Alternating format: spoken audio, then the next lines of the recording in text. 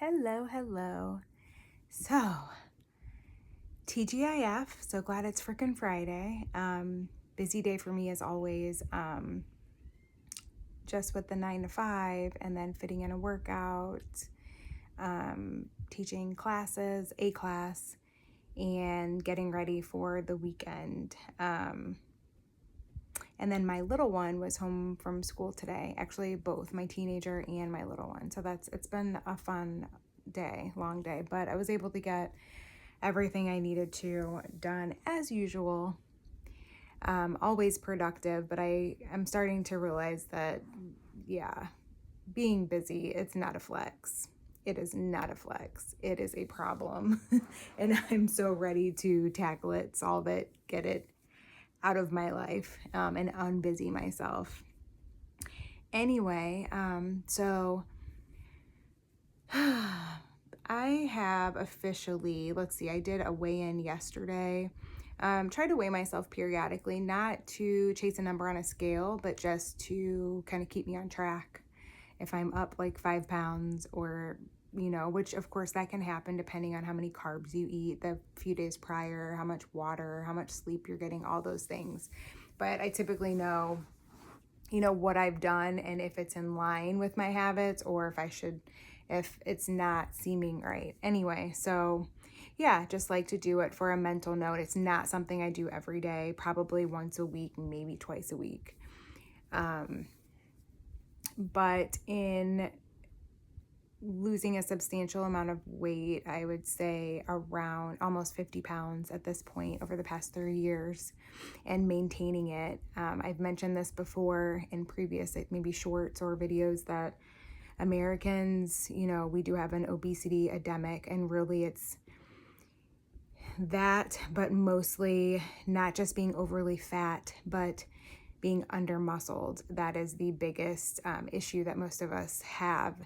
And it's not a problem of losing weight. It has to do with maintaining it. So probably one of my biggest successes so far and achievements is maintaining the weight loss and keeping myself engaged and challenged and motivated, and building habits that will maintain the weight loss, and to just continue getting stronger, building more muscle, and being as healthy as I can be, within reason, right? Everything in moderation is best, even moderation. So, but what I wanted to chat with everyone about today is things that I went into the fitness journey thinking that they would change when the weight came off. And now, whether through, podcasts I've listened to, books I've read, information I've just ingested while being on this journey, and then also my own personal, just what has not happened, are some things that just to be wary of when you are trying to lose weight. And some people, a lot of it comes down to genetics, and everyone's an individual and has different bodies, makeups, and your body responds differently to change. And one thing for me, I'll mention a few, but probably the biggest one is your actual fat. Of course, at this point with social media, the information we have, everyone should know, you need it to keep warm. As women, we need it to sustain life and having babies, right? So it is something that we are, as women, just naturally geared to hold on to. And then once you reach that peak, like whatever your highest weight was, even during pregnancy, your body it's like in a comfort zone with all of that warmth and cushiness, right? Softness to keep you comfortable and safe, that it always fights to get back there. So we always have to push back with strength training and working out and being healthy and mindful to make sure we don't stay there, for our health, overall health. But going back to the initial change is your fat cells actually don't ever go away. They only get smaller as you get stronger. And I can attest to that because even in my progress photos from this last working with the fitness coach for 15 months, my initial check-in photos, it's like nothing's changing on like the fat on my thighs. Like that's where I hold a lot of it, or even a little bit in my arms or anywhere, wherever.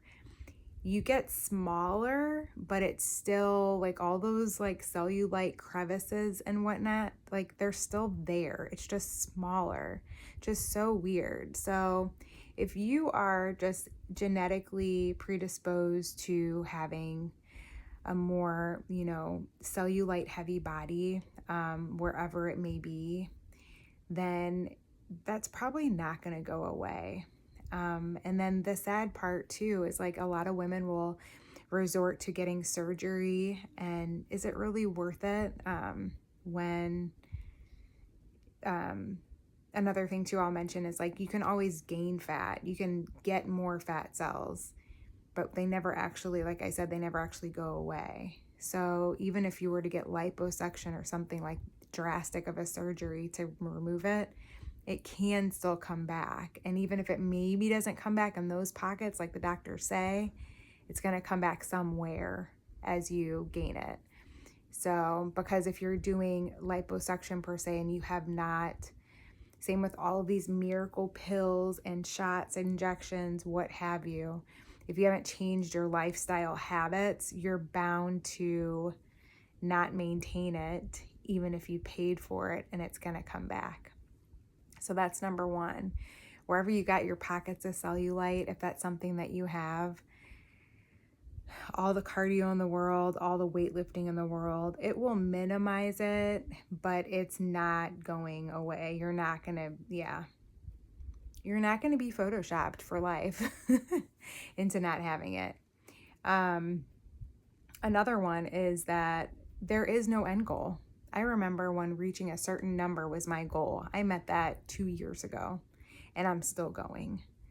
And then even after meeting it, after this 15-month challenge, now I have new goals.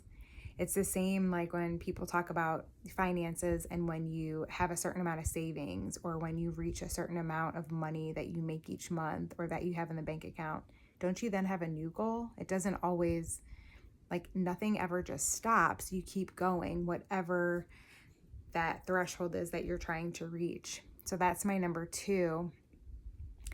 And yeah, it's just a lifelong journey. And then 3 is that it's kind of in line with the same thing, but just nutrition, that you're going to at some point have to face it. You can't be in a calorie deficit forever. You can't bulk forever. Maintenance is key to just stay there. So you have to have some type of discipline no matter what you do. It's not going to change. And there's going to be a constant, in order to see change and in order to even progress in anything, you're going to have to elicit change. So it's a constant game of what you're eating, nutrition, how your body feels, what type of workouts you're doing, whether it's something new, and then also maintaining that fine line or maintaining that longevity of doing the simple basic things for a long time. You don't always have to switch stuff up all the time, whether it's workouts and diets. So really staying on track, finding what works for you and sticking to it for the long haul. And that's actually what I'm working on right now. Because fitness is a journey. There's no true destination. We're in it to feel great, have high energy, get stronger, and stay lean, healthy, and fit. And that's all I've got for you.